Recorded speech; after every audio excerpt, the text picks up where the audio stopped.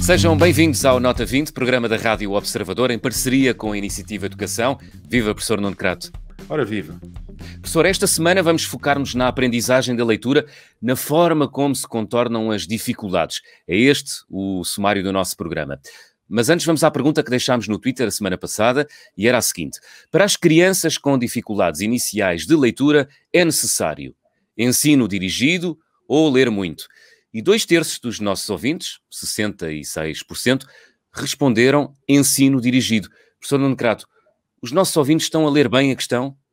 Eu julgo que sim, porque quando se tem grandes dificuldades iniciais de leitura, ler muito não é possível, porque não se consegue ler. Portanto, o que é importante, e às vezes as pessoas insistem, é preciso ler mais, mas se as crianças leem e não conseguem decifrar o que estão a ler, desanimam, como é evidente. E esse é um problema grave que depois pode trazer problemas na escola.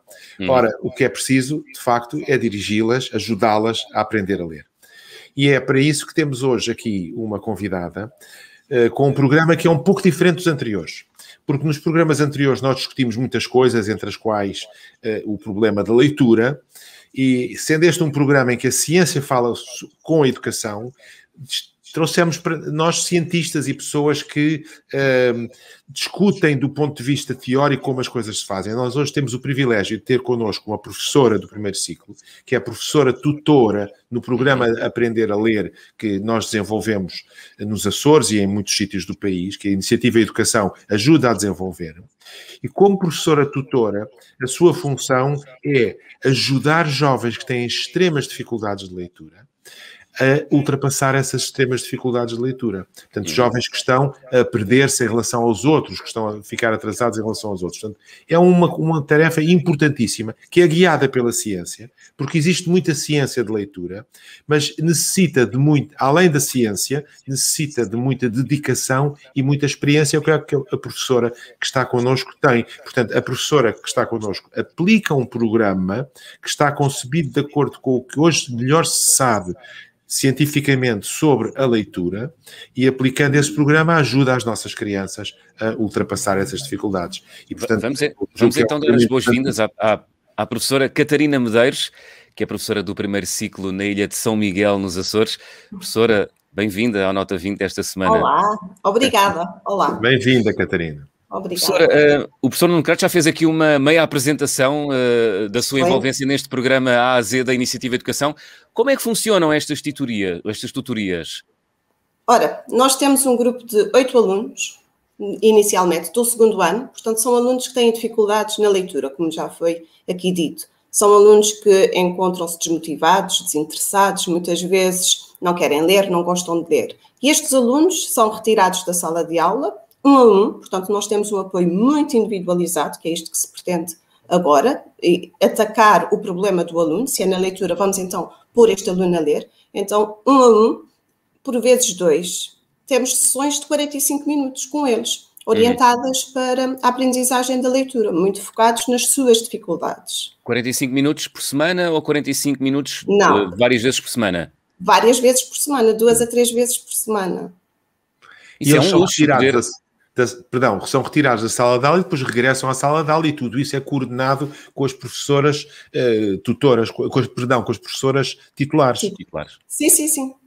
Aí eles são retirados da sala de aula durante aqueles 45 minutos. Nós já temos tudo coordenado com os titulares de turma. Geralmente, durante aquele horário, a turma também está a trabalhar português, para que o aluno não falhe, não esteja a faltar, digamos assim, à introdução de outras matérias e de outros conteúdos. Portanto, a turma também está a trabalhar português quando ele sai e vai trabalhar as suas dificuldades, vai trabalhar connosco aquilo que ele precisa de trabalhar de forma a ultrapassar as suas dificuldades e chegar ao nível da turma. Professora Catarina, que dificuldades é que apresentam as crianças ao nível da leitura? As nossas crianças, as que chegam até nós, as crianças do segundo ano, são aquelas que já trabalharam um pouco a leitura. Durante o primeiro ano, eles tiveram dificuldades, não é? Atrasaram-se em relação ao grupo. Estas crianças, as dificuldades delas, muitas vezes, é ao nível da consciência fonológica, Portanto, é uma criança que saberá, por exemplo, a diferença entre gato e pato, não tem dificuldades nisso, mas depois não saberá distinguir qual é o som que distingue as duas palavras. Ele dá um significado ao pato e ao gato, mas depois não vai saber dizer que uma começa por G, a outra começa por P, por exemplo. E nós temos que trabalhar aqui assim como eles poderão não saber a parte final da palavra, as rimas, que também são muito importantes. São crianças, às vezes, que têm dificuldades a nível da consciência fonológica. Depois temos as outras crianças, e se calhar a maioria delas, têm dificuldades a nível da descodificação. Portanto, eles não são capazes de olhar para o grafema e transformar no fonema. Aí a maioria... Diz grafema, não conseguem olhar para a letra... Não conseguem olhar para a letra e fazer corresponder o som exato da letra, não é? Exatamente. O B é o B, o P é o P, o V é o V. Exatamente. Aí é o problema que nós deparamos, o maior problema será este, é a descodificação. Portanto, o aluno vai olhar para o P, para o L e não vai conseguir transformar aquilo num som. Tem dificuldades. Então, assim como tem dificuldades na sílaba. Depois, perante esse diagnóstico, professora Catarina Medeiros, o que é que faz com os alunos nesses 45 minutos? Nestes 45 Pois, nós temos uma sessão muito organizada, temos 7 pontos. Eu não vou descrever como é que o professor Nuno Crato disse há pouco, já foi amplamente discutida toda esta situação teórica, não é? Toda a teoria já foi amplamente discutida. Na prática, o que é que nós fazemos? Nós começamos por ler em voz alta para estes alunos. Nós começamos com uma leitura de diversos textos. Temos leitura de enciclopédias infantis, claro, leitura de fábulas, leitura de poemas. Nós tentamos diversificar a tipologia do texto apresentado ao aluno. E lemos em voz alta. Porquê é que é importante, peço desculpa de interromper, porquê é que é importante ler em voz alta? Modelamos a leitura, incentivamos para a leitura, damos-lhe vocabulário e, acima de tudo, nós tentamos motivá-los para a leitura. Aqui o que nós realmente tentamos é que a criança, ao ouvir ler, ao perceber que o adulto está a ter prazer nesta leitura, nós estamos a modelar, estamos a tentar que ele também se motive e que ele também tente tirar prazer da leitura, tirar conhecimentos, aprender. Olha, com isto que a professora acabou de ler, eu aprendi qualquer coisa. Aprendi uma palavra nova, aprendi sobre este assunto. Portanto, através da tua leitura, eu consegui retirar alguma coisa. E esta parte é muito importante para nós. E depois da leitura do texto, o que é que se segue? O que é que se segue? Depois da leitura do texto, nós fazemos sempre uma revisão sobre a aula, sobre a sessão anterior. Portanto, o aluno já sabe que vai ser questionado sobre o que aconteceu na sessão anterior. E isto é importante para nós, porque ele aí vai estar atento, porque já sabe que na sessão seguinte, ela vai me perguntar o que é que aconteceu, o que é que nós trabalhamos. Deixa-me pensar aqui um pouco. O aluno acaba por se concentrar um pouco mais naquilo que vamos fazer.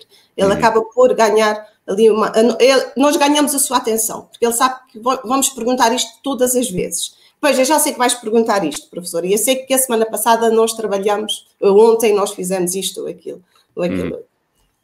Tenho uma pergunta.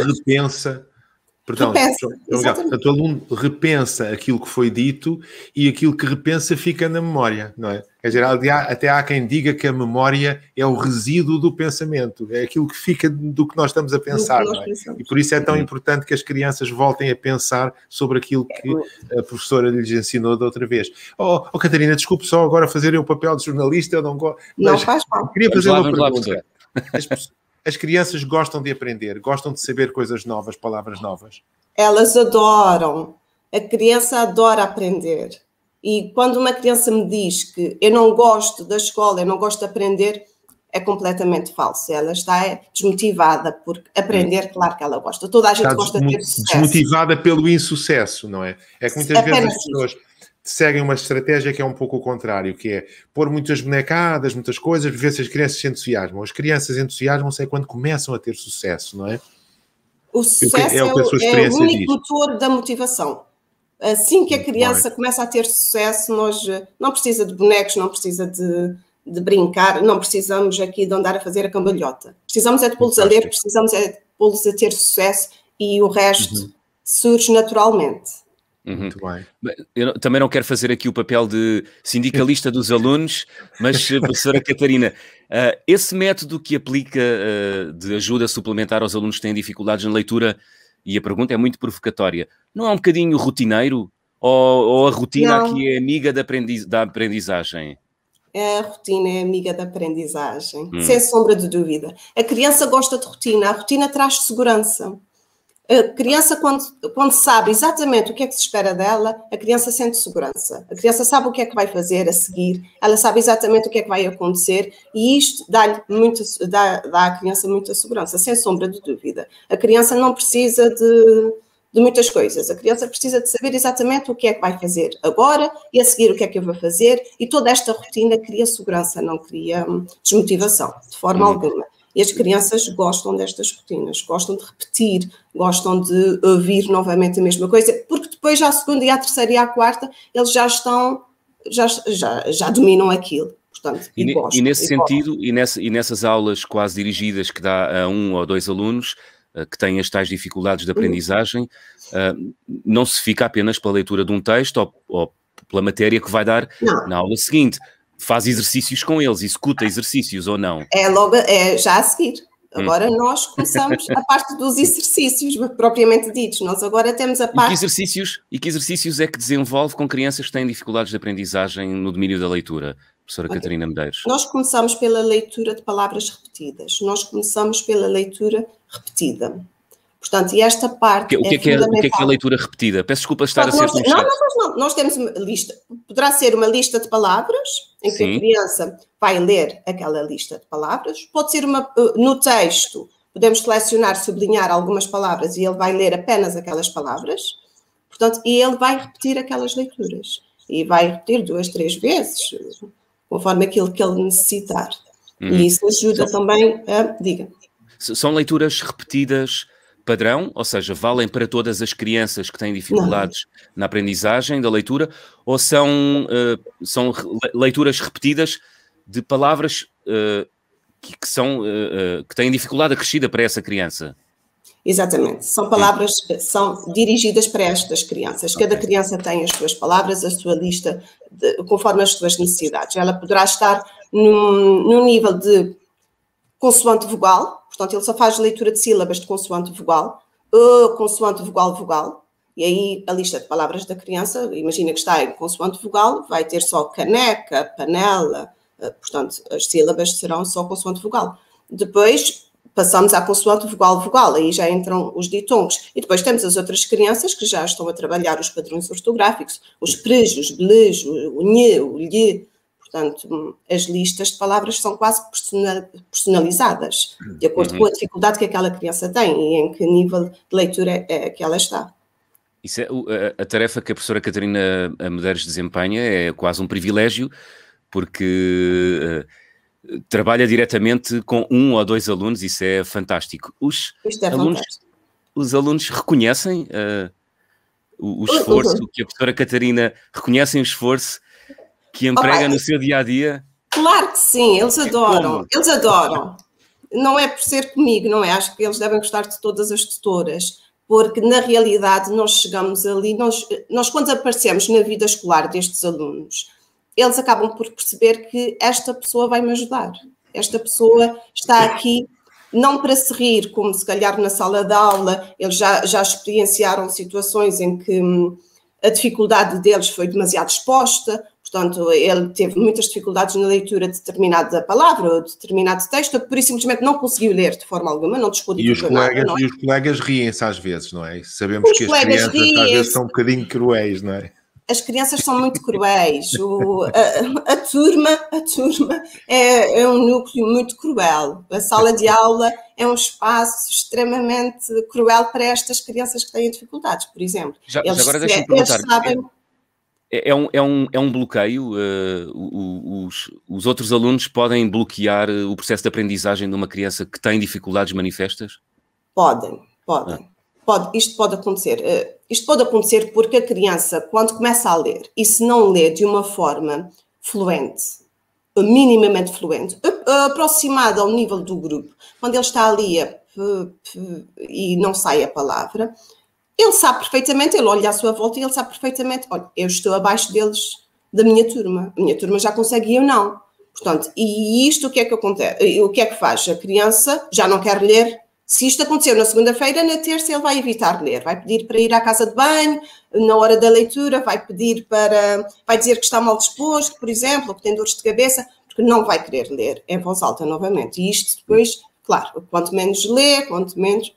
Claro que isto, o insucesso começa a chegar, não é? Começa aí o desfazamento entre a turma e este aluno com dificuldades vai aumentando, e depois os conteúdos também vão sendo lecionados, está tudo relacionado com a leitura e com a escrita, e o fosso vai-se aumentando, não é? E claro. Que o grupo é muito importante. Claro. O grupo é titular de turma, não é? Portanto, o programa, essencialmente, o que faz é olhar para as crianças e dizer todas elas têm que chegar a um patamar satisfatório, um bom patamar, digamos, de excelência, de preferência, não é? Exatamente. E há uns que não estão a chegar. Em vez de dizer, bem, vamos aguardar que eles cheguem, vai dar uma ajuda especial a esses. E esta ajuda é de facto decisiva, porque uma das coisas que se sabem bem e que a professora Catarina acabou de explicar é que este tipo de desfazamentos não tende a diminuir, tende a aumentar. Os jovens que têm essas dificuldades tendem a aumentar o desfazamento em relação à turma, portanto isto é fundamental para eles. E muitas vezes estas coisas se esquecem, nós falamos de coisas muito grandiosas e esquecemos destas crianças, que são uma percentagem grande da população nestas idades, infelizmente. Professora Catarina, estamos quase na reta final do nosso programa. Há muitos pais que nos estão a ouvir e que já estão a fazer o balanço do ano letivo que está a acabar, ou já, enfim, os mais zelosos já antecipar o próximo. Que conselhos é que pode dar aos pais que estão muito preocupados com o desempenho dos seus filhos no domínio da leitura? Há coisas que os pais podem fazer? Há muitas coisas que os pais podem fazer, felizmente. E há muitos pais realmente muito preocupados com a leitura dos alunos. E uma das... Por acaso, há pouco eu estava-me a lembrar disto. Nós não nos podemos esquecer que logo no início, quando a criança entra para a escola, passado alguns meses, a pergunta que ela mais ouve é: já sabes ler? Então, já sabes ler. E esta também é uma grande pressão para a criança. Depois é em casa, depois a família começa a conversar, o primo já sabe, a outra já aprendeu, e é uma pressão enorme para estas crianças, uma desmotivação enorme. Os pais, o que é que podem fazer para ajudar os seus filhos a ler? Ora, rápido, professora Catarina. Muito rápido. Eu costumo dizer, em primeiro lugar, conversem com os vossos filhos. É muito importante que haja um bom diálogo em casa. O que é que aprendeste, o que fizeste? O que é que estás a aprender? O que é que estás a dar na escola? Gostaste desta matéria? Não gostaste? É fundamental. Depois, claro, tentar oferecer um livro lá de vez em quando, no lugar de outras coisas que nós compramos. Vamos tentar oferecer livros às crianças, a literatura, o nosso discurso oral jamais substituirá a riqueza de uma literatura infantil, como é óbvio. Portanto, vamos tentar fazer jogos de palavras, jogos simples. Olha, estamos no carro, vamos numa viagem, vamos fazer aqui um jogo, palavras que comecem por F, Fê, o som Fê, vamos embora. Palavras que terminem em ar. Portanto, coisas simples e que podemos fazer, não gastamos dinheiro e as crianças adoram porque têm a atenção dos pais também para si um bocadinho. Fantástico, fantástico. Professora Catarina Medeiros, foi um gosto tê-la no Nota 20 esta semana. Obrigado pela disponibilidade e também pela paixão que entrega nessa fascinante e importante tarefa que é pôr as crianças a ler. É isso. Vamos a isto. Obrigada. Obrigado. Obrigado. A principal conclusão que podemos tirar do testemunho da professora Catarina Medeiros é o de que, apesar de tudo, e corrija-me se estou enganado, aprender a ler bem não é uma missão impossível. Não é uma missão impossível e é uma missão nobre que muitas vezes é esquecida. E eu diria que foi um programa interessantíssimo porque nos mostrou como é que isto funciona na prática com crianças que têm dificuldades, mas que depois ultrapassam essas dificuldades. Muito bem. O programa da próxima semana é sobre como estudar. A pergunta que deixamos no Twitter aos nossos ouvintes é a seguinte: quando estudamos, qual a melhor forma de aprender? Testar ou reler? Eu vou ter muita curiosidade neste programa. Professor Nuno Crato, até para a semana. Até para a semana.